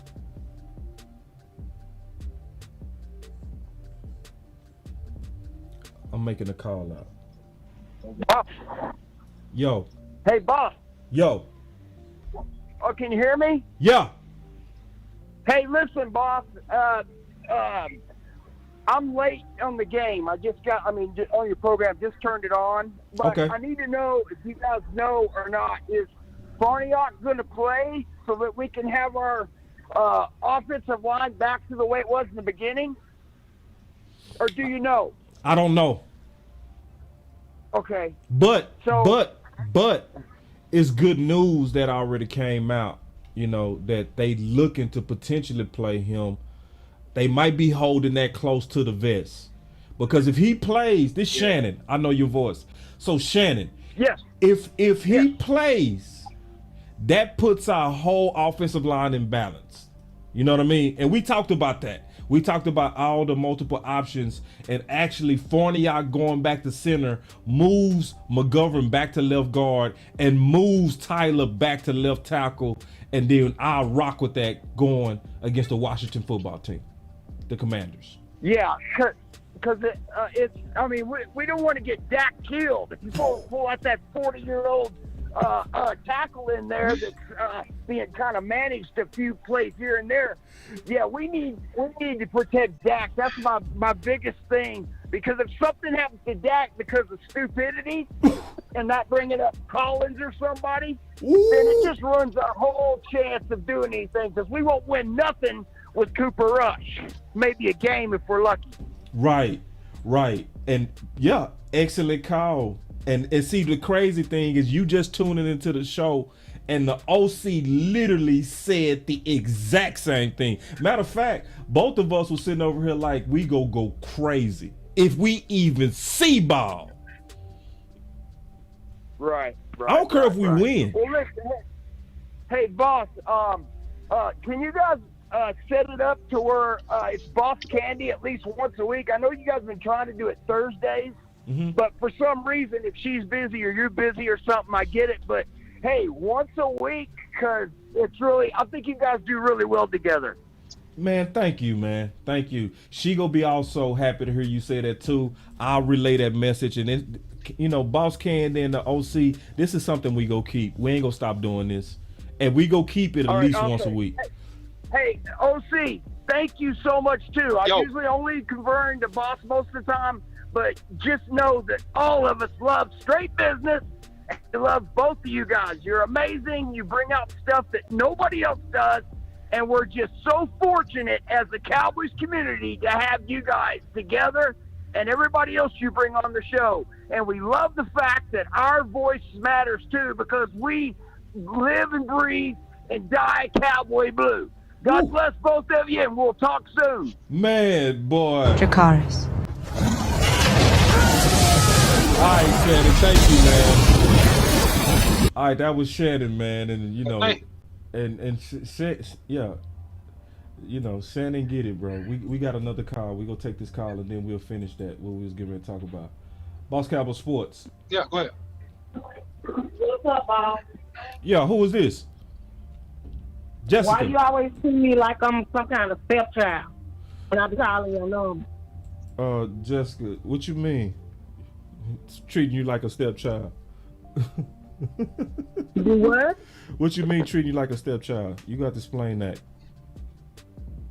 When I be calling, it's like you ignore my phone call. Oh, like, so you think the whole world revolves around you? That's what it is. You think everything's supposed to stop because you called. That's what you think? No, that ain't it. That ain't it. No, that's exactly what you think, because you basically saying I'm saying I'm acting funny as if I ain't got 1,000 things going on. Maybe I didn't see your call, Jessica. Okay, I'm with you. All right, so we cool now? We back cool? Or you still go fuss at me? All right. Sometimes you be tripping though. No, I ain't never tripping. You tripping? Yeah. I ain't never tripping. Either way, I'm talking about never. About the healthcare or whatever, and I was like, well, and then old boy called in talking about them weed and all this stuff. But the older guys that done been down that road, some people just don't talk about it, or they keep it hidden or whatever, and they don't want to discuss it about the injuries and stuff like that. But I said that a long time ago. Why don't some of these guys be like the mentor for our younger football players to help them stay on that thing? But like I said, you got to take care of your body. Yeah. You got to have good body maintenance to play football. Football is a contact sport, and if you don't take care of your body right, incidents gonna happen. If you don't get yourself to a doctor and make sure your heart and all that's why they supposed to take a physical. I thought they supposed to take physicals all year round or throughout the year to make sure everybody is healthy before they get out there on that field. Cause or either they hiding stuff and putting them boys out there. Cause I really was praying for that young man. Yeah. Cause that cardiac arrest he had, you know what I'm saying? My mama went through that. On Christmas Day, my mama had a stroke. She had a blood pressure that was 225 over 93. And I was in the hospital, at the hospital with my mom by her side, and I prayed over her, and God gave her a miracle in her body because her mouth was twisting a little bit, drooping, and it was sinking in. Dang. But these young men, they got to take care of themselves and before they get out there on that field. and make sure that their health is right and take care of themselves. Like in all season, don't be out here doing all that heavy drinking and smoking and partying. Like you gonna get all them different things in your body, and then you want to wait close to season coming in. Then you want to try to do that. No, you got to keep your body in shape all year round, all season and in season. So when you come back on that field, that won't have all these injuries. That's why injuries occur, because you're not taking care of yourself. And you know what I'm saying? This is a contact sport. You got to keep your body in good shape. So when you out there running them long distance and running to try to tackle people and get them down on defense side and on offense side, you got to do the same thing. And you can't let people push you back onto your quarterback. You got to push forward. You got to tackle them and take them and put them on their bottom so they don't get on deck. So he don't get knocked down. So he don't get re-hurt again. Because it seemed like they was trying to hurt his ankle again, the way all those dudes went on him and they was on his leg. But Dak did good body maintenance and make sure that they didn't twist his ankle back up under him. And he done real good. But they need to go out there and protect him at all costs in this game. Don't let him get hurt. Protect him just like they will protect your chest on the game of chess. You got to protect your queen, your king, so that they don't trump your king and take over your game. Man. And that's all. I appreciate it. Hey, Jessica, I appreciate it, man. So, all right, man, appreciate your call, okay? Mm-hmm. All right. That was old girl Jessica, man, and my boy say boss simping. Who'd ya? I'm simping, dog. Where you boy simping at, bro? Yeah, man, we appreciate that knowledge from Jessica, man. I want to hear this sipping, man. Where your boy sipping at, man? Spell this out, you know. I don't think I'm sipping, man. I already know what time it is with Jessica and everybody else, man. You know, Jessica got a strong personality, man, and she like to try to bully boss. See, let me tell you something, Jessica. You don't act like that with other people, though. See, you can't do that. You can't, see, because you respectful when you call in with Law. You respectful when you call in with Vox. But you call in on my show and you on some, I'm tripping. Like, come on now. Like, what's up with that? You know what I'm saying? Like, listen, I can't see everything. I'm going to tell everybody, I don't. It's just me. It's just the OC. The OC driving. I got 20 things going on right now. And my old boy said he liked the blue helmet concept, bro. Yeah, that blue helmet is dope. Yeah, that's an autograph helmet too, man. It's, you know, You know, I wish the Dallas Cowboys would come out with stuff like that. But we got one more call, OC. Go ahead. Boss Cowboy Sports. Yo, what up, boss? Yo. Hey, I just want to say this real quick. I like that video that OC did with the TY. I think he needs to be getting most of the reps that Gallup was getting, because Gallup ain't Gallup right now. Right. And I also want to say, Luke Gifford, he must be talking to one of the Joneses' daughters or something, because this man is on that field and should be getting them reps that Cox need to be getting. and also, that other video that the OC, or I think it was you that put out, somebody, or I think Coach Mar said this, they need to move Micah back to linebacker. Yeah. And let Fowler and Williams and Armstrong, let them beat off the DN. There's no reason to not move Micah back to linebacker. Then Facts. One more thing, this is my last thing. Yeah. And this is offensive line. Yeah. I know this is early, but next year I'm looking in the draft, and I'm looking at O-line, because Tyron Smith, he's on his last legs. I'm looking to replace him already. Yeah. We got Tyler Smith, and I like how that's going, but we got to start looking at this O-line. Zach Martin, he's getting up there in age too. I know he's like, you know, he's barely 32, but he treads off the tires already. Yeah, so it's gone. That's all I got. Thanks for your time. Appreciate OC. What's your name, big dog? What's your name, bro? What's your name? Ah, damn, I ain't get his name. All right, but just real quick, he just talked about 2 fire videos that the OC already finished, and the OC dropping about 4 more videos. Man, the OC, he going crazy, bro. This This is just good work he doing, bro. I just got to keep it real. So he talked about the T.Y. Hilton. You got to go check that one out. And I ain't gonna even lie. I feel like that one that he did on Michael Parsons is better. You know, just thorough quality film, funny, all of that, just real. And you know the OC. Now the OC done went ape crazy. You know what I'm saying? He fussing. But it's real. Y'all got to go check out this latest video where he talk about, you know, fixing the offensive line before it's too late. And he talk about all the different things that they go have to do to fix it. The good news is a lot of things that he talked about in the video that we getting reports that that's what they looking at doing. So I want to talk about this real quick, OC, before we get out of here, man. And I know you driving. Thanks for helping out with the show, bro. No, bro, take your time, bro. Okay, so Michael Gehlken, you know, getting this from Michael Gehlken's Twitter, when he was featuring, obviously, the two, you know, Hall of Fame candidates. And then Darren Woodson said this, and I want to get your thoughts on this before we close it out. He said, this is the best safety group that I've seen that this team has had. Wait! Darren, no. But then he said he named them Jerron Kearse, Malik Hooker, Donovan Wilson. And then he said this. On Wilson, he reminds me a lot of Brian Dawkins in a lot of ways, especially close to the line of scrimmage. So before you answer that, OC, and address that,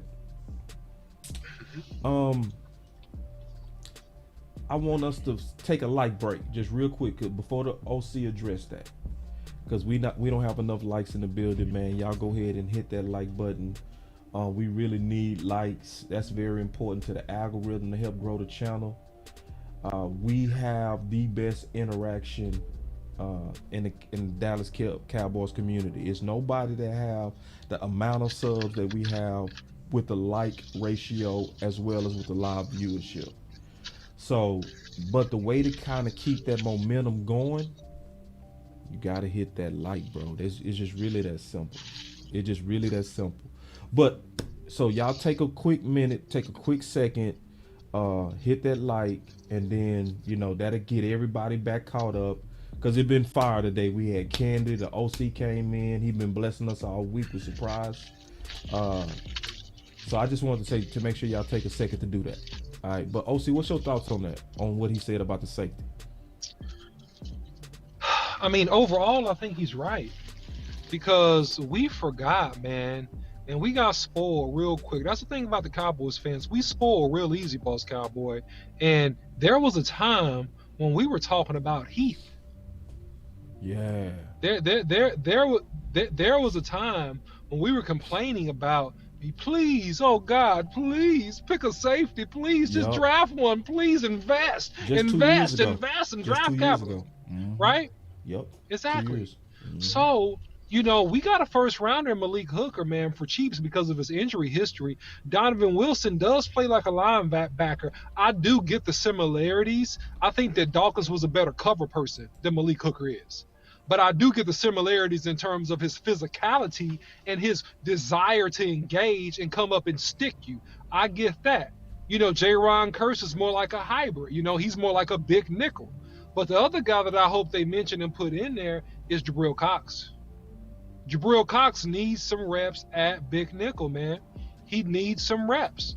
So I think that we have an opportunity, and the good thing about the Cowboys is this. We have the pieces to really be great. Is, do we have enough common sense to place all the pieces in the right places? And if the Cowboys have enough common sense to do that, I think, man, it's gonna be hard to beat us, boss. That's what I think. But overall, I do agree with his comment. Bro, you took the words right out of my mouth, bro. I swear to God, bro, I was thinking the exact same thing you just said, bro, about Cox. I swear. Yeah. Because when I read what he said about that safety room and Cox wasn't put in that as a potential big nickel, bro, that was like, we tripping. As good as Donovan playing, we still could be better in some areas. Real quick, I wanted to address something Jessica said. just real quick, because I think she Take your time, man. She misunderstanding something. I want to kind of clear this out. She said, let me address this real quick. She said, I love Boss and OC. I don't like stuck-up people who think they better than others. I said other sisters, and I said hello to my sister. She ignored me. She talking about Candy and Jessica on everything, okay? On everything holy. I saw you say hello to Candy. I heard Candy say hello to you. I swear I heard her say it. I promise you misheard it. I just asked you to go listen to the show again to where you spoke to her, and I clearly heard her say, hello, Jessica. You misheard it. I promise you, Jessica. I would not lie to you like that. And I want you to use the grace that the Lord gave you to go watch that show, and you go see that she was not being stuck up. And I also know, Candy, she is not a stuck up person. She's a very down to earth person. Very down. Yeah, I Jessica. deal with her behind the scenes. I also did. She's very professional. She's always on time. She's always prepared. She takes what she does for the nation very seriously. I'm just being all the way honest with you. So I know this is just a misunderstanding. But go ahead, OC. Yeah, no, man, you got it, man. No, she cool people, Jesse. She's Jessica. She wouldn't do you like that. I know that from personal experience as well. So, yeah, but yeah, man, I think that, at the end of the day, Jabril did have some snaps.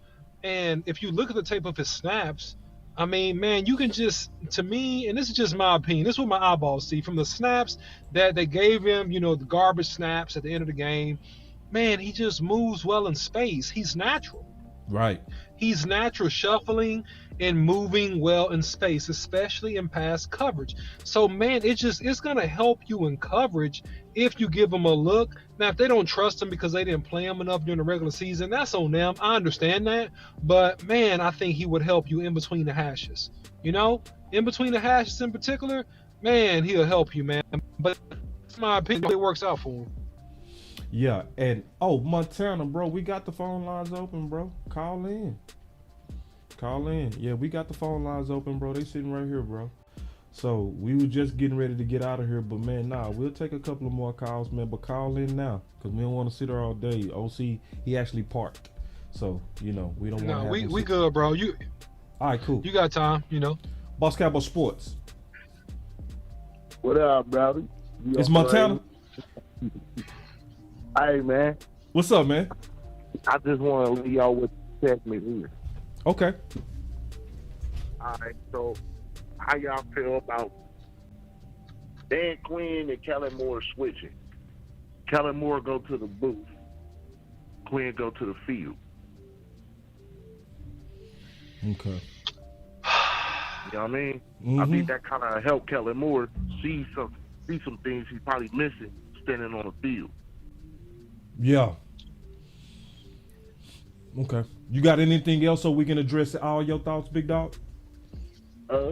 Shit. I mean, the only thing I gotta say is, man, why is everybody crying about Brady beating, the Cowboys in the regular season when he never faced them in the playoffs? They never played him in the playoffs. They never met in the Super Bowl. So where is he undefeated against them at when it matters? Right. We'll talk about that too. You got anything I just else? want people to feel optimistic. You know what I'm saying? Yeah. Like, dude, bro, these dudes is beating winning teams. They're the only team to do it. They cutting down the penalties. They not giving up sacks. Dak is balling. The team is balling. Yoga fire. The team is hurt on defense. It might look better, and it might look like through the first 7 weeks when we get our guys back. Why everybody so, panic? Just be humble and just watch. You know what I mean? I just want to leave the nation with that one, man, before y'all get up out of here. Man, I appreciate that. Man. Appreciate that, Montana. We'll take everything you said. We go discuss that, big dog. Appreciate you calling in, homie. All right, so on the first comment, I like Dan Quinn where he is. Hold on real quick. We got one more call. I want to take this call. Boss Cowboy Sports. What's going on, big homie? What's up? Who is this? Hey, it's Mark Brown, man. I watch y'all show all the time, bro. I mean, y'all like my 24-hour weather station, bro. I mean, I get all my knowledge and information off of all y'all, bro. Appreciate it, big dog. What you got, big homie? Hey, man, I'm Mr. King. Here it is, bro. I can't watch a Cowboys game without saying, Killer boy, you doing that old here it is. That here it is, booty. Oh, that here it is. Run up the middle, just keep running up the middle. I'm like, it ain't working. That here it is. Here it is. Here it is. Listen, bro. See, you can't say that because people don't know what you're talking about, bro. That here it is, booty. Bro. Like, here it is. Hey, I don't want to take up y'all show too long, man. I watch it every day, man. The whole nation between you, Law, West Coast, all y'all, bro. I mean, y'all make my day. I'm down the street. I live down the street from the stadium, man. But I'm telling you, from the time I wake up at 4 o'clock in the morning, bro, I'm either watching something I miss or whatever else, man. Y'all just got to keep doing what y'all do. OC, you the man, bro. Yeah, OC Cole, bro. OC Cole. Hey, but one thing I wanted to ask y'all before I got out of here. Yeah.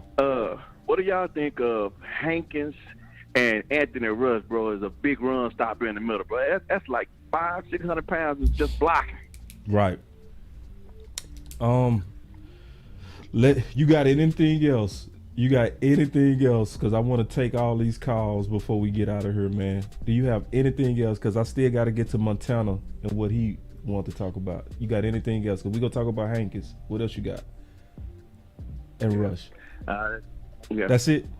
All right, so we'll take that and then we'll just get up out of here. But man, appreciate you calling in, Mark, for real. Especially knowing you're a hometown homie, man. Appreciate that. All right, that was Mark, man. All right, so we got a couple of things. So going back to the Dan Quinn in the booth, I like Dan Quinn where he is. I think Dan Quinn is comfortable. I also feel like he got the right emotional leaders. You know what I mean? He got the right people that's under him that can be the emotional leaders. I think with Kellen Moore, I think it would help him, to be in the booth, but I'm not gonna cap and act like I really understand like what Kellen Moore is actually doing, because Kellen Moore said that he does a lot of communication. I'm gonna take one more call, bro. I ain't gonna take no more. All right, one more. You good? You good? Boss Cowboy Sports. Hey man, boss, this is Coach Marl. I got just one thing I want to say. All right, Coach. I watched Cox on film in this last game. I don't think he's moving as well as he been. I see a slight giddy up in him a little bit. Okay. With that knee brace, I don't like if you go back and watch it real carefully, he's not moving like he was at the beginning of the season. So I don't know what's going on with him. But he don't look as smooth moving in his coverage and his quickness of chasing the ball down. That's just something I noticed. I got an eye for stuff, but he just don't look like he's moving like he was before. Yeah. So I just wanted to say that, man. I agree with OC was saying. I've been saying that same thing about his coverage skills, but I just seen a tad bit of stiffness in his movement, and I don't know if that's that knee or not. Just wanted to say that, man. Good insight. I know y'all trying to get out there because y'all doing marathon shows. No. Coach, do me a favor. All right. No, Coach, don't go. Coach. Go ahead. What game and what time? I need to know what game and what time. So when you get a chance, shoot me a text and tell me the exact place so I can look at it.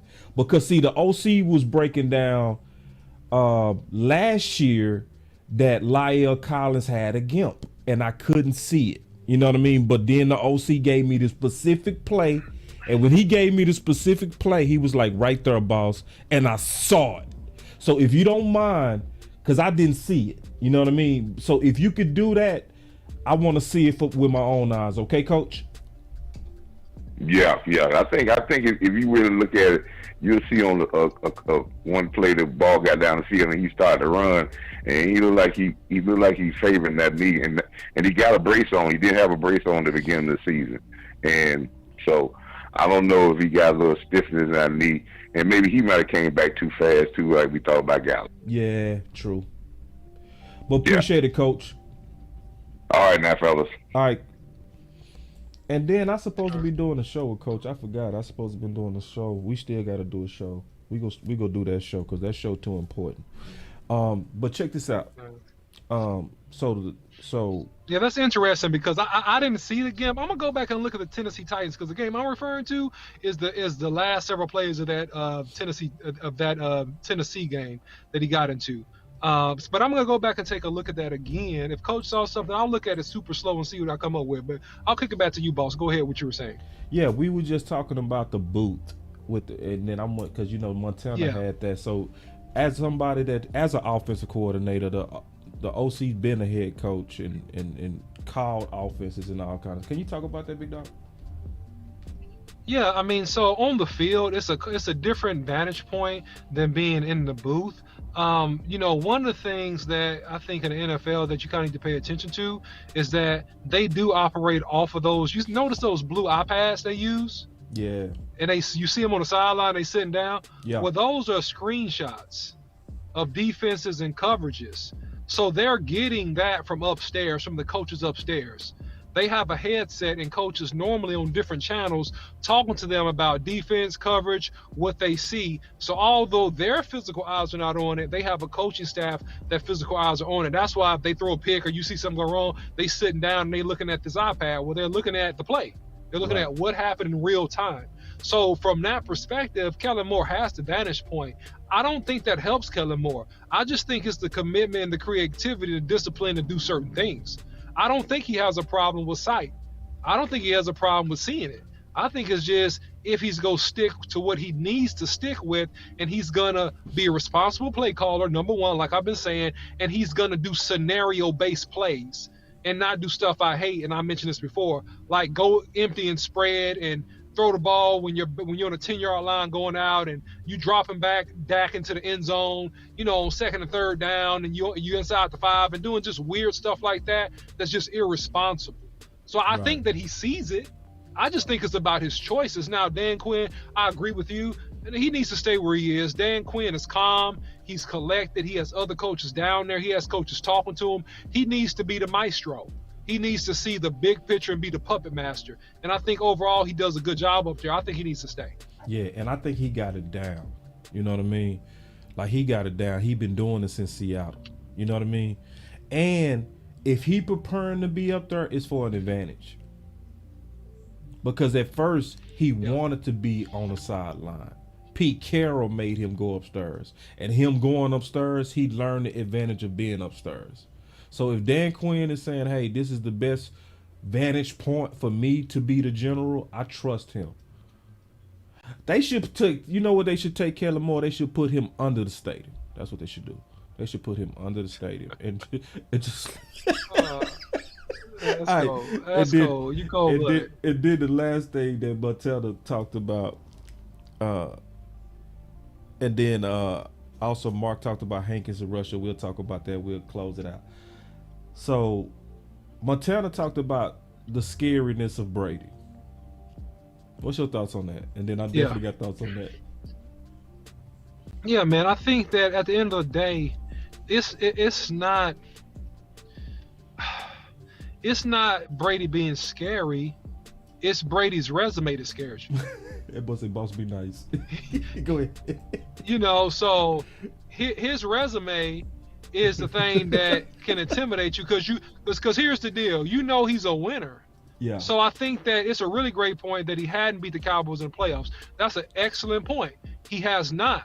But he's beat a whole bunch of other teams in the playoffs. So it's a mystique and it's a mind screw, I think, that goes on with players and teams. Because when he get that ball and they down by 6 or 3 and it's the last drive, I guarantee you boys on the sideline like, oh crap, here we go. And then, he touchdown, Bucks win, touchdown, Patriots win. You're like, oh crap. And he's done it so many times. So it's like Mike Tyson. It's like Mike Tyson, man. Early in his career, like many people were beat before they even got in a ring with him because they saw how he just viciously knocked people out. And they're like, oh, crap. Then all of a sudden, they get hit with that first good punch. It probably wasn't even a knockout punch, but they didn't work themselves up so much that, they fall out and they can't get up. And they lost the fight because it was a self-fulfilling negative prophecy. And so I think you got to play a guy hard. like Brady with a lot of confidence, and you got to play with a lot of determination and a lot of want to, and that, man, you not go finish the game harder than me. The problem is you can beat a team and beat Brady for 3 quarters and a half and lose the game in the last 2 minutes. You got to be the type of team to keep your foot on the gas, and if you get your foot on their neck, do not let up to readjust. That's how you beat a guy like Brady. I think to your point, and you said that perfect, I just want to add one thing. You know what you got to do with somebody like Brady? You got to say, man, F you. When you play him, that got to be in your mind. You got to play like that too. I don't care about you being no GOAT. I mean, all the way to the end like that too. If you coming in there like, that's Brady. That's Brady. Oh my God, we got to go against Brady today. Man, we better be out there like, man, F that dude, bro. I can't wait to hit that dude right in his mouth. I want to end your career. That's how we should be. Yeah. We should be the dude. I hit you so hard, I'm the one that made you retire. You know what I mean? Like, it's a mentality. Right. It's a mentality. Like, bro, and see, to Montana's point, excellent point, Montana, because people forgot. But San Fran had the Rams number, just like ours. 6 times straight, they lost until it mattered the most. Dracarys.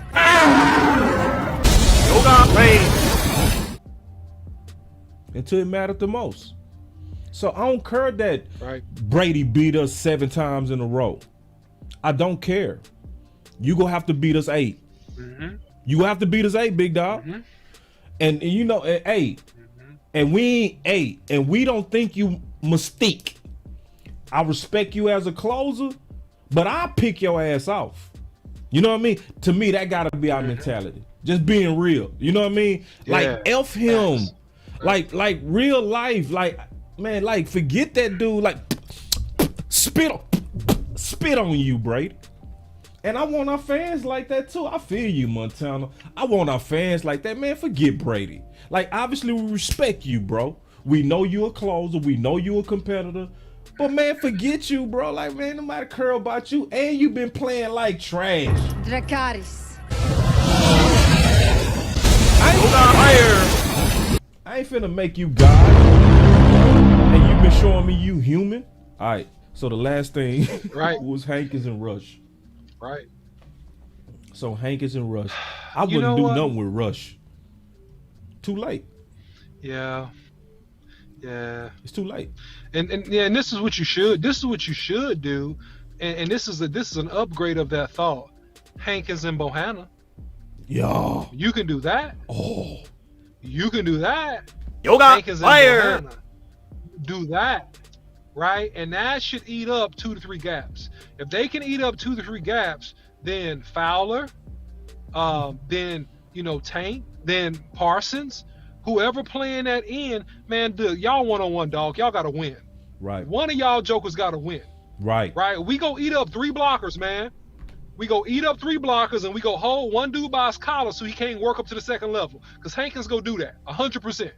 Right. Bro, one of y'all gotta win one-on-one. And Barr, and then when you come back, LVE, dog, you just and who's doing a good job overall, Clark. Hey man, y'all just gotta back us up and make some tackles, dog. Y'all gotta hit the holes, back us up, make some tackles. We go hold up 3 blockers for you, homie. And I'm gonna try to hold this dude as long as I can that's trying to rub off of me and get to you. I'm gonna hold him by a shoulder pad so you can get to the ball before he gets to you. Bro, y'all just gotta make some plays. And Micah, Tank, Fowler, you know what I mean? You guys, dude, y'all got to win some one-on-one matchups, bro, and that's what we need. And if you do that, and I think if you can roll that in and you use a little bit of one gap with Osa, and then you roll in Gallimore some, then, bro, you should be okay if those big boys can hold up on obvious rundowns. That's the key. Obvious rundowns, meaning primarily first down and second and medium. Right. That's how you do that. And appreciate that, bro. We really appreciate that. And appreciate that, Montana. See, Montana be keeping them eyes on them likes, man. And I really appreciate that, Montana. Montana be holding it down for Boss Cowboy Sports. He hold it down for a lot of channels, but he really be holding it down for us. We really appreciate you, big homie. Y'all on point with them likes today, too. We appreciate that. Y'all are very much on point. When you see that many likes to that many people watching, that's exactly what we talk about. We really appreciate y'all coming through. And y'all did. Y'all heard the call and you answered. OC, can you tell them about your last video before we get out of here, bro? Just a little bit. Oh, man, the offensive line video? No, this one. You mean the offensive line offensive video? line. Yeah, this one. Just a little bit. Yeah, man. I mean, look, guys, I'm going to break down what should be the starters, what should be the alternatives if anybody goes down, and the why and the whole strategy behind it. So if you want to know the inside scoop on what the Cowboys should do with that line and the reasoning why and the whole shebang, I'm going to paint the whole picture, man. Y'all go ahead, check out that video. We got more content coming tomorrow, more content coming on Saturday. It's nonstop, man. We pushing, we working hard. So support the channel, please, with subscribes, likes, and remember, sharing is caring. So if you like the content, you want to get the word out, share the content. It does so much for the channel, man. We definitely appreciate you. Yep. And you closing us out, OC. Yeah, man. And so, guys, look, everybody that supported us with Super Chats today, thank you for you guys that are putting money into the Cash App, $BossCowboySports. That really helps us move the channel forward, pay for equipment, do different stuff and events that we want to put on for you guys. Don't forget to hit the subscribe button. Follow Boss Cowboy Sports on YouTube, Instagram, Facebook, and Twitter. If you haven't already, follow me, the OC100, on Twitter. Until next time, guys, we'll see you. Man, we'll see you, man. Y'all stay up. Of course, we got another one. Yeah, man. We appreciate y'all greatly, man. Y'all rock with Boss Cowboy Sports. Boss Cowboy Sports. Let's get it. Where your voice matters. Oh, you see this guy? See this guy? Number one bullshit guy. He do the wee woo. Another one. You know I'm gonna go out hitting them buttons. Shoot, man, we gonna hit them buttons all the way out, man. What else we got? We got that run it up. Let me go hit that before the show ends. Oh, I need that cash pronto. Here we go. I need the cash pronto. I don't throw interception like Romo. Boss Cowboy Sports. Let's get it. One more button before we get out of here. Run it up. Boss Cowboy Sports, where your voice matter. Y'all stay up.